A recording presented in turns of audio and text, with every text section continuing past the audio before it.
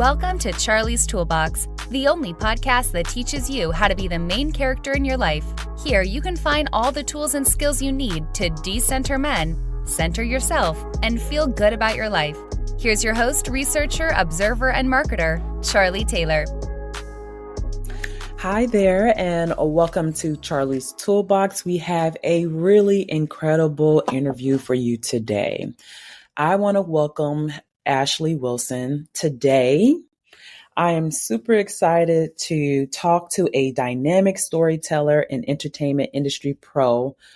And she is a person who was born in DC and raised in Maryland. She earned her bachelor's degree from Morgan State University and a master's in film and media studies from Johns Hopkins. Writing has always been her first love, starting with creative pieces in fifth grade, evolving into R&B music, and eventually leading to a passion for screenwriting.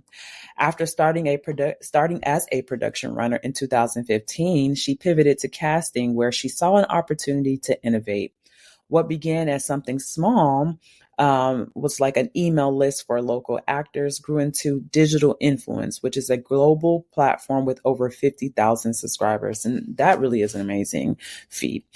She's cast for reality TV, fashion, branding campaigns, and more, while also writing and co-writing indie projects. Now she's focused on combining casting, writing, and development to create original content for her own platform. And a super fun fact, she is a Cancer and her favorite color is green. Please, please, please welcome Ashley Wilson. Thank you, Char. So, in your background, you've mentioned, let's start up with a warm-up question. Ashley, your career is such a fascinating blend of writing, casting, and entrepreneurship. And for listeners who may not know your story, can you share a bit about your background and how you got started in the entertainment industry? Yeah, of course. I think the beginning for me actually started as a kid. I grew up doing acting and modeling. So nothing too crazy. I wasn't like on the Disney Channel or anything. Audition, but I just was in a lot of spaces where it was like casting calls and auditions. And sometimes I would book stuff. So I would be on set and memorizing scripts. So that world was already familiar to me. And then when I went to college, I had to choose a major and everything looked so boring, looked like something I could never spend time committing to, except for communications and business. Those were the two majors I went back and forth between, which those are still very like relevant things to me today. But I ended up landing on communications, which was studying media, journalism, broadcasting. In my last semester at college, I took a screenwriting and a script writing class, which I fell in love with that. And I knew that I needed to pursue writing for media further. So then I ended up going back to school. I went to Hopkins for film and media. I focused on writing and business, and being in the master's program really taught me kind of like the inner workings of the industry. And that's how I realized that writing, casting, and development were all sort of in the same part of like the pre-production phase of actually creating a television show or a film. So those three things kind of work together anyway. And those are the things that I'm like super interested in. So writing, casting, and development. At the same time, when I started grad school, I started working at a production company in Maryland. And they had this program where you could start as a production runner for 6 weeks. And if they like you, they would just offer you a job and you take whatever job they offer you. So they offered me a casting job and I took it. And that's when I was like, okay, casting is cool. So that's the writing and casting. And then over time, going through the master's program and just further exploring my interests, I realized that developing, brainstorming, pitching ideas is also something that I just love doing.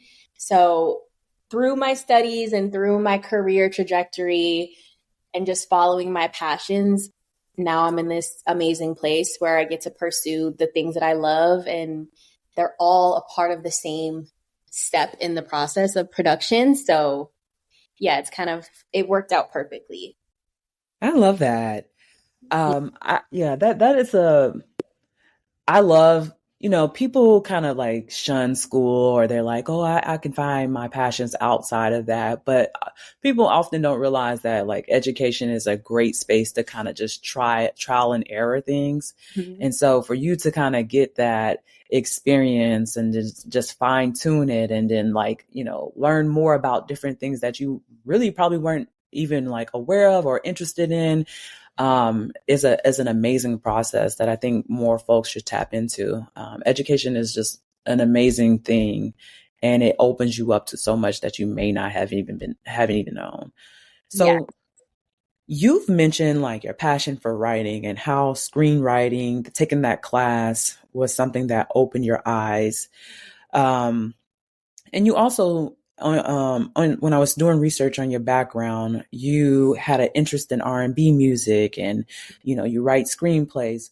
What was the moment or experience that made you feel like you really wanted to pursue this creative career? Because sometimes it can be a hobby, but when you focus on it being like a career, what was it that really made you think like, this is what I want to do for the rest of my life?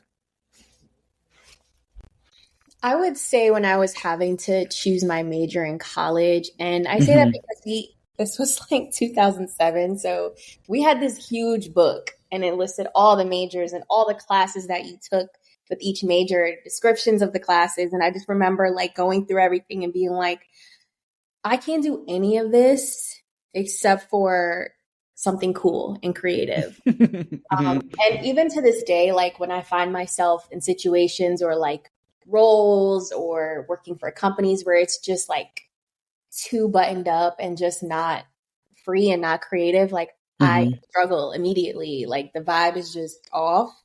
I don't really have whatever skill set people have to be able to go into a corporate space and like be serious and work in a cubicle and work in an office and like do the whole corporate, like I don't have it. So it was really a choice for me. Like I don't really have a choice. I don't have the tools or the personality to be able to go a different route. Like I have to just follow what I'm supposed to be doing, which tends to be creative stuff. So I would say like when I had to choose a major in college, that was like my first time coming to terms with the fact that I like creative stuff and I'm going to have to follow that because I can't take any of these classes. I can't, I just couldn't do it. I had to commit. So I committed my freshman year of college. I love that. A big part of like your commitment is like you knew yourself, and there's a lot of people who kind of struggle to find their niche, and you seem to successfully navigate it, like multiple roles in the industry, finding your path. How did you identify your strengths and decide to focus on a career in casting and writing and like creative endeavors? Yeah, I mean, I would say definitely that last semester when I took those writing classes, it was I just was so in love. I was like, if I could do this every day, like come up with my own show and write all of the script, like write the entire script from beginning to end. And then again, like when I got to the production company and I started doing casting, I was like, this is so cool. And then going to grad school and putting all of those things together. So like in school, we would have to basically either by ourselves or in a group, like come up with a concept for a film, cast it or like put together talent that we thought could fit, and then create like a pitch, like a slideshow, like and pitch it to the class or pitch it to industry professionals or pitch it to our professors and just basically sell the idea. Just knowing like I just fell in love with it, and that was exactly where I was meant to be. And I've kind of ended up in opportunities and spaces that were like not quite right. And it's like always very obvious right away because I've had experiences where I knew that was exactly where I needed to be. Like, for working at Buzzfeed, like that was the most perfect job, the most perfect team, the most perfect role. So I know that those environments that are for me exist. So it's hard to accept things that aren't for me because I know that the things that are for me do exist. So how do you trust that? Like, it's one thing to feel it, and there's another thing to like make a decision based on those feelings. How are you trusting your gut, and like, what is it that makes you say, okay, I'm going to go take this step I'm going to go right instead of going left? I mean, it's like stepping into the unknown. It is scary because just because you do something that feels right doesn't mean that that's going to work out either. Right. You can see some people that went this way and that seemed to have worked out for them. There's definitely no sure thing. Probably me being a Cancer, Pisces moon. It's very, I go with my gut. Like, right. That is my logic. My emotions and my feelings are my logic. And is there like can you point to a specific moment where your intuition led you to a pivotal opportunity?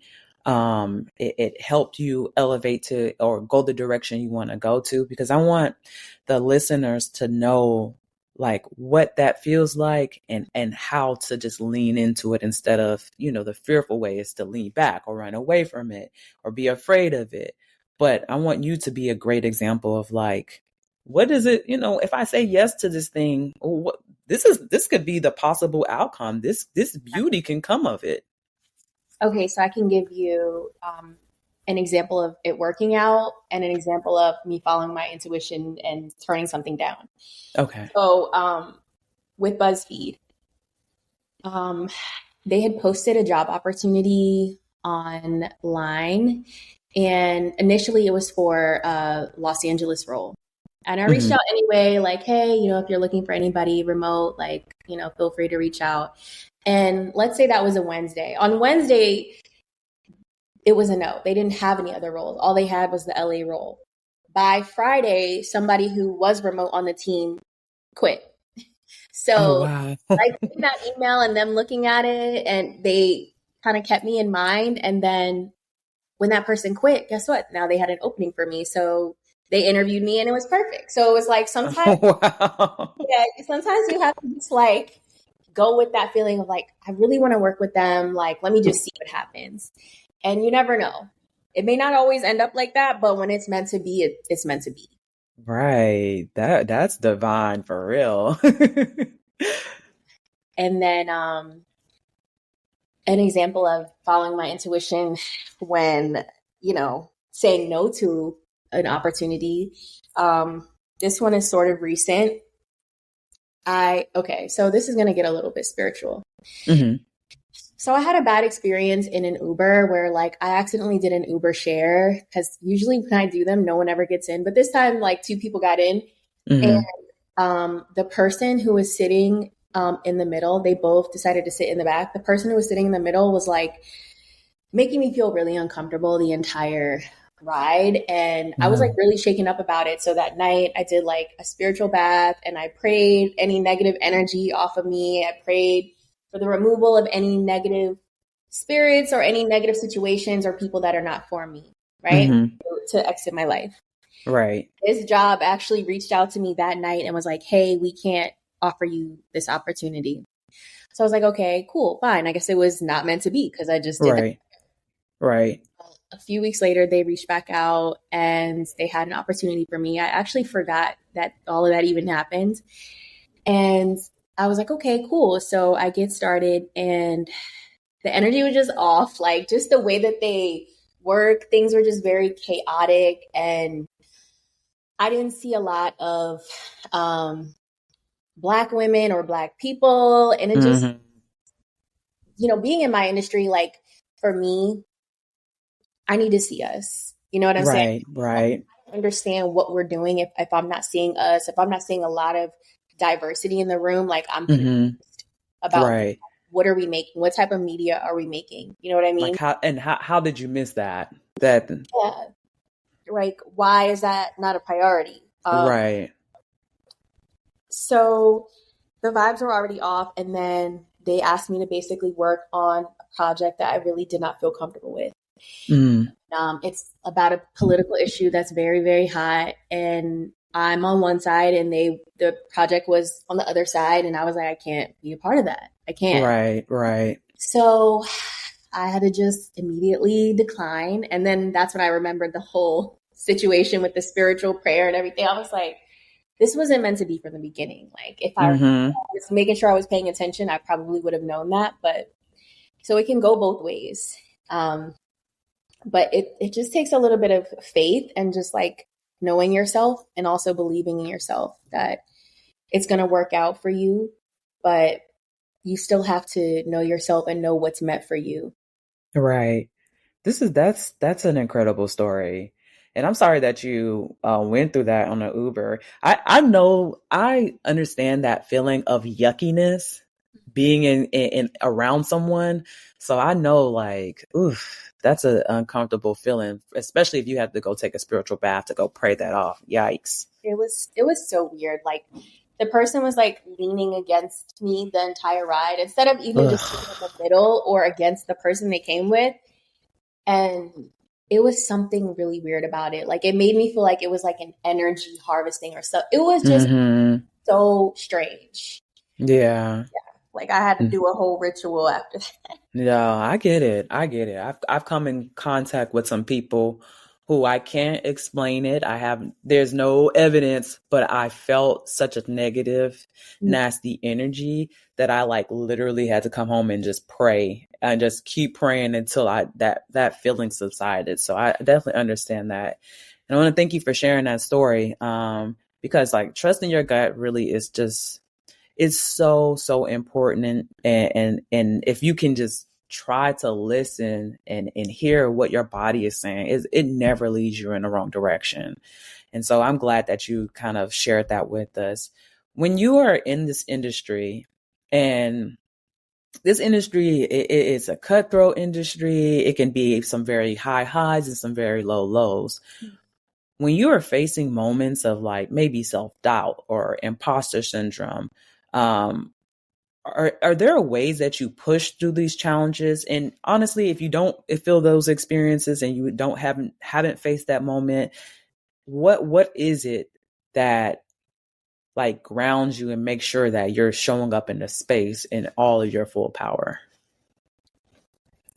I would say, first and foremost, my community, like my family and friends, my kids. I mean, at any point in the day between like my mom or my friends or my kids, I get sort of refreshed and like I reposition myself. I'm like, oh, like recalibrate, like, okay, that's who I am. It's not a gimmick. Like, right. Is especially my kids. I mean, they fuel me and inspire me. And it's like when I look at them and I'm with them, I'm like, I know what the mission is. Like, we're going all the way. I hear so much, like, I'm not a mother myself, but from my friends who are mothers, the one thing they always say is like, once they became a mother, like the clarity they gained was so profound. Yeah. And they can never like really explain it. They're just like, I gained so much clarity and I have so much drive. And it sounds like that's what you're saying as well. 100%. I would say I definitely had goals before having kids and, dreams, a lifestyle that I wanted to live. But I think, after having kids, it's like I feel more purpose in what I'm doing, and I feel more ability to push harder, stay up later, get up earlier, eat better, work out. Right. I'm able to take it a little bit further than I was able to before. Yeah, I understand that. So when you are going through this process and you are facing new obstacles and you're learning new tasks, Who are your key mentors? Who are the people who kind of pull you through or help you navigate this field? Because I know there's a lot of loopholes and there's a lot of things that you have to, navigate. Who are the people who help you in this journey? Yeah, like so professionally, as of this year, this is my first time really having a mentor. So yeah, I just started with a mentor in January, and then I also have a good friend who I work with who's a producer who we speak often, and he kind of helps me like just stay on track, stay inspired, keep my head in the game. And I'm really working on building that. So before this year, I've really been like a lone wolf. And I don't think that that's positive. I think it's made the journey longer. And now I'm realizing that I'm like, okay, I need people. So I have like lists of people in addition to those individuals. I have lists of people now who I plan to reach out to and like do consulting with them or get coaching from them, because I recognize now how important it is to work with people who are like strong in areas that you're not strong at or experience in things that you're not experienced at. Right. That was something that I had to come to the conclusion too. Like, I like to just do my own thing, and I float in and out of groups and in and out of, different network systems. But you need people. Like, there's a lot of knowledge that you don't know. Yeah. And you can also be a support system for others. And so it's just like a great two-way street to have. Yeah. So we're going to shift gears. We're going to talk about, your casting, your creative vision. When you were thinking about casting, what is your approach? How are you innovative in this field, and how do you balance like traditional casting methods with new creative strategies to find the perfect talent? Yeah, that's a good question. So when I started out in casting, it was like traditional, working with like talent agents or posting on certain like casting websites. And over the years, obviously, like technology and social media, all of that has evolved. And also my career evolved to working mostly with creators at this point. So creators are on social media. So I definitely have to be creative with how I find people. Sometimes I feel like I have to basically become a stalker. It can be really hard. Like I'm looking at, okay, I find somebody who's close. Now I'm looking at who they're following. And then I find somebody who's closer. Now I see who they're following, who's in their, who's tagged in their pictures. So it just takes a lot of deep research, having a lot of time to be able to just kind of stalk people on their social media pages. And then I also have my network. So I always reach out to my network, which is great because there's so many amazing people, in the network. So being able to just like reach out to my community has been helpful too. I would say, how am I innovative? Of course, I'm always looking for Black people. I'm looking for people who are truly creative and original. I'm looking for people who understand production value. So a lot of the brands that I've worked with are like kind of top tier. So they want to work with creators who like understand lighting, understand editing, understand just quality production. So that they don't have to go back and like do a bunch of cleanup or editing. Like they just want to find somebody who gets it and is talented and is interesting. So that can be a challenge, is finding someone who can cover all of those bases. Right. That's sort of my approach. And so when I was doing research, you said that casting is an extension of storytelling. Can you elaborate on how casting decisions influence like narrative and the impact of a project, especially as a screenwriter?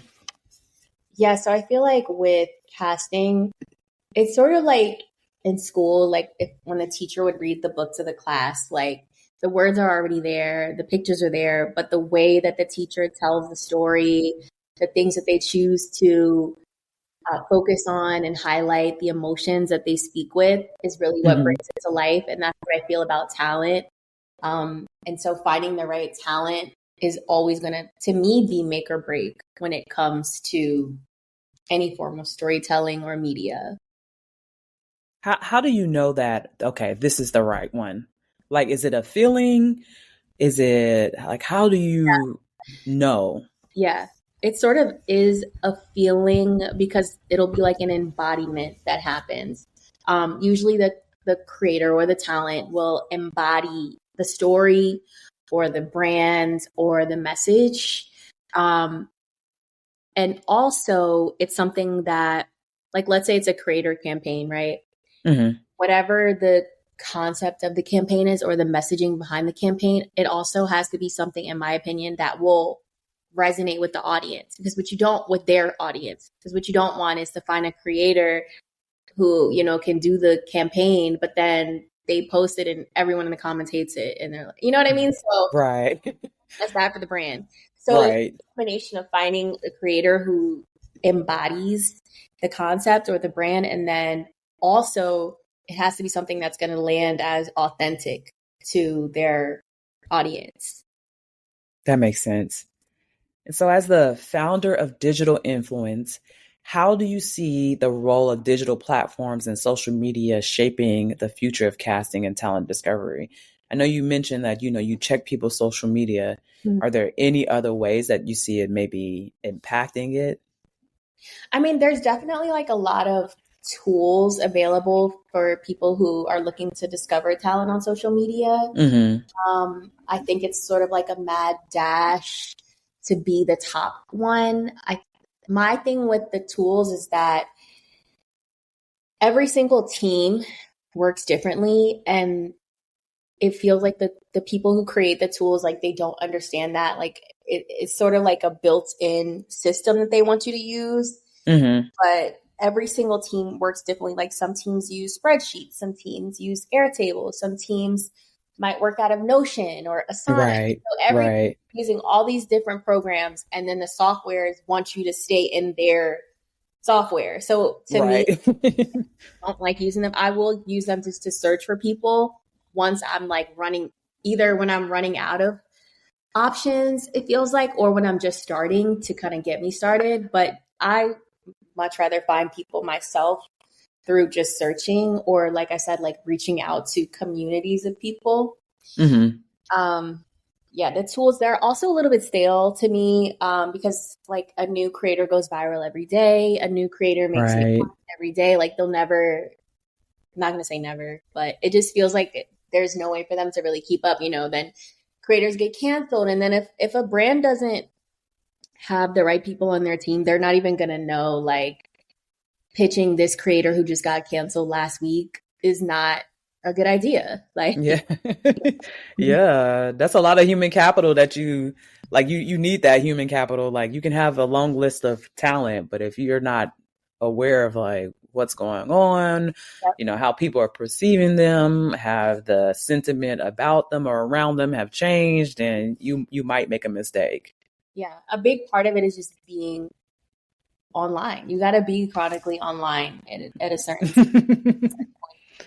See, look, to my audience, there you go. There is a job, an opportunity for that, just to like really search, and you could be the person on the know, and that type of capital is definitely needed. When you are combining casting, writing, and development to create original content, what's your process for bringing these elements together, and how do you ensure they align with your vision?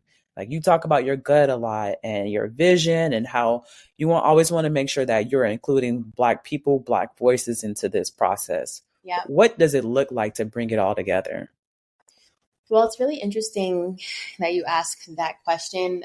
The project that I'm working on right now, which is like really the premier original piece of media that I'm creating for my platform, it'll actually be combining casting and development, not so much writing, because it's going to be an unscripted series, but in the future, I'll definitely be making scripted content.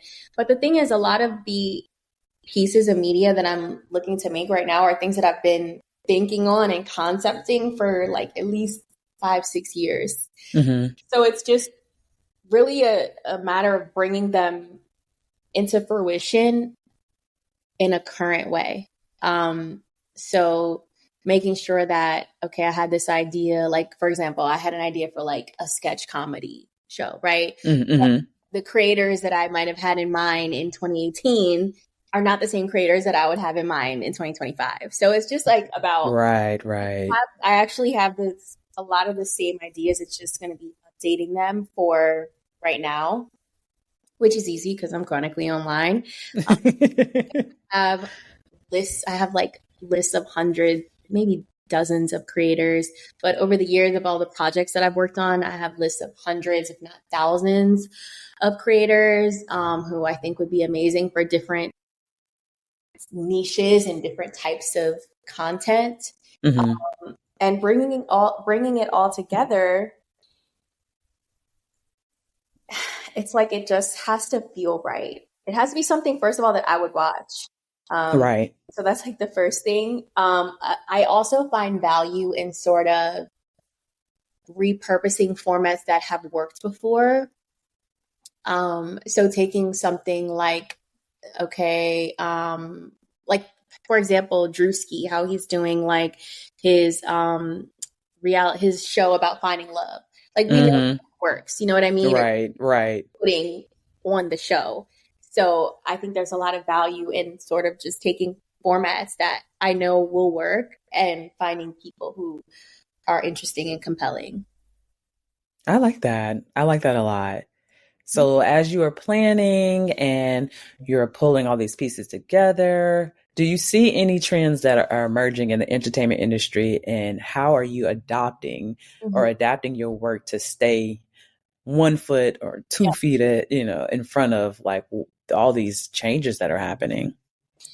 I think the main thing that I see is I think that celebrities are losing their popularity and their value. You know, no offense to celebrities, Mm-hmm. we just kind of don't care. Like, we don't really care what they're doing. We care more about creators that we've seen start from nothing, or at least we've seen over the past few years grow and gain popularity. And we're interested in seeing people who are more relatable to us. And I think that there's going to be, and I'm seeing it, and that's where my focus is in this massive shift to creator content, Mm-hmm. TV shows, films, short films, full length features. You know, just every type of content will feature creators. I can promise you, over the course of the next decade, I wouldn't be surprised if the majority of the content that's on most platforms, like most television shows, maybe not cable because they're super late, but like Netflix, Hulu, those types of platforms, a lot of it will be featuring content creators, influencers, people with podcasts, and people who vlog, that sort of thing. I mean, that's a really great prediction. I remember talking with my friend the other day about TikTok, and I'm like, the value of TikTok is that you can be as authentic as possible, and people love it. Yeah. They do not like a package. They do not like a clean. I mean, of course they love, aspirational lifestyle living, but it's like, you need to show us the real version of you, or else we're going to tune out. Yes. And so like that is like the antithesis of what Hollywood is. And, you can't have a PR. I mean, you can have PR on TikTok, but it better be as authentic as possible, or else the audience is going to clock it immediately. Yeah. I love that about TikTok. It's like all about just being you, being your authentic. Yeah. They love it. I love the platform. Yeah. It's my favorite social media platform. Same. So if you now, like we've gone over the like the beginning of your career, your interest in casting, how you cast, how your entrepreneurship.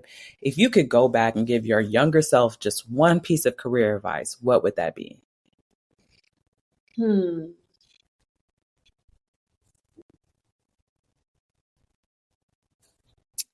I think or it could be like you can give that advice to someone who Yeah.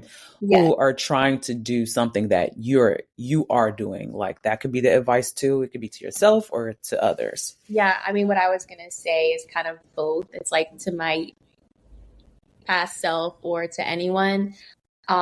Specifically, I would say women, anyone, people of color, quote unquote minorities in this country. I think that we need to, and what I wish I would have told myself to do sooner, adapt what I call a healthy amount of narcissism.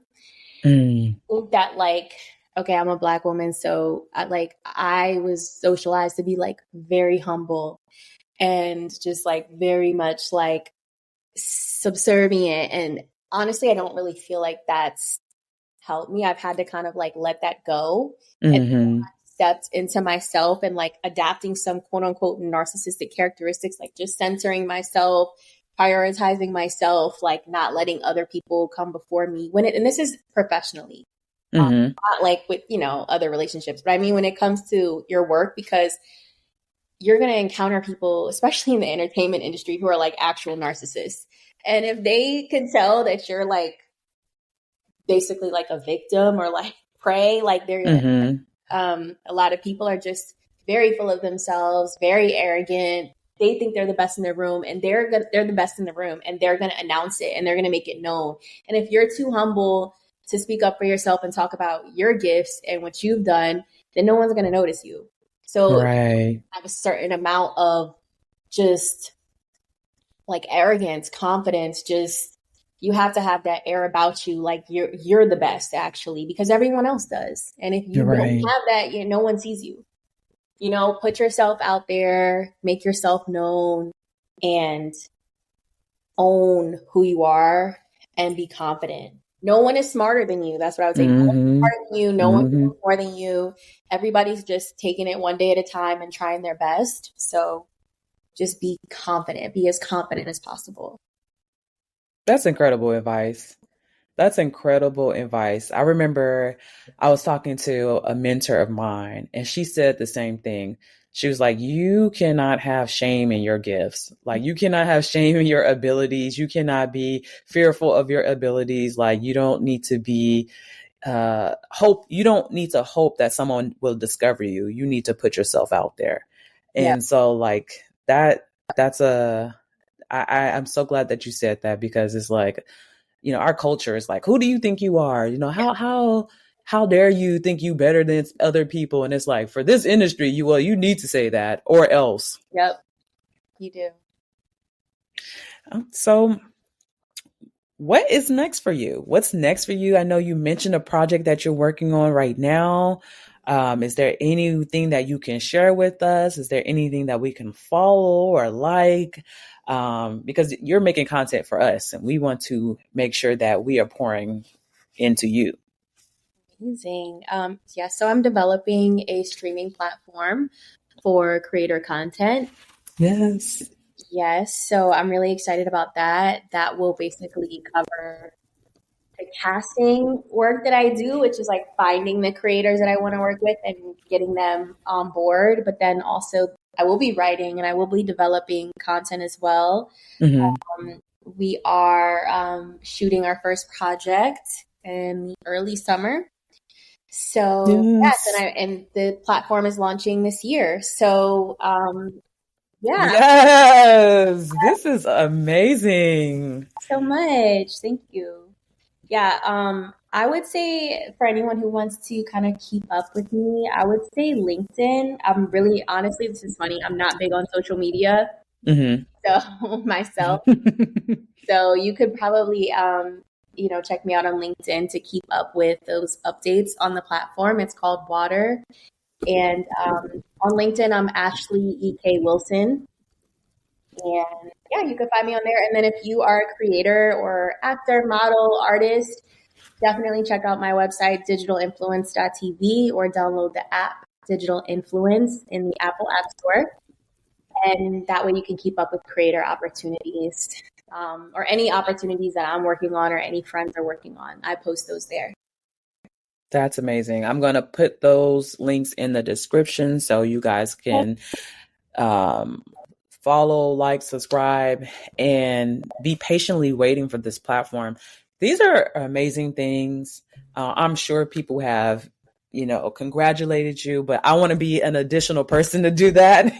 I want to be I'm very excited about this. I love when people take control of our own narrative. I love when people are in entrepreneurship. I love when people are just directing their own path. And so it's very inspiring to hear the things you have done and are doing. And so I want to thank you so much for just having this interview with me and just sharing your thoughts and sharing all the wonderful things you are doing. Oh my gosh. Thank you so much, Charlie. It was great to talk to you. No problem. For show notes, be sure to check out charliestoolbox.com. Follow Charlie on Twitter, Instagram, and Facebook at Charlie's Toolbox. Thanks again for listening to Charlie's Toolbox.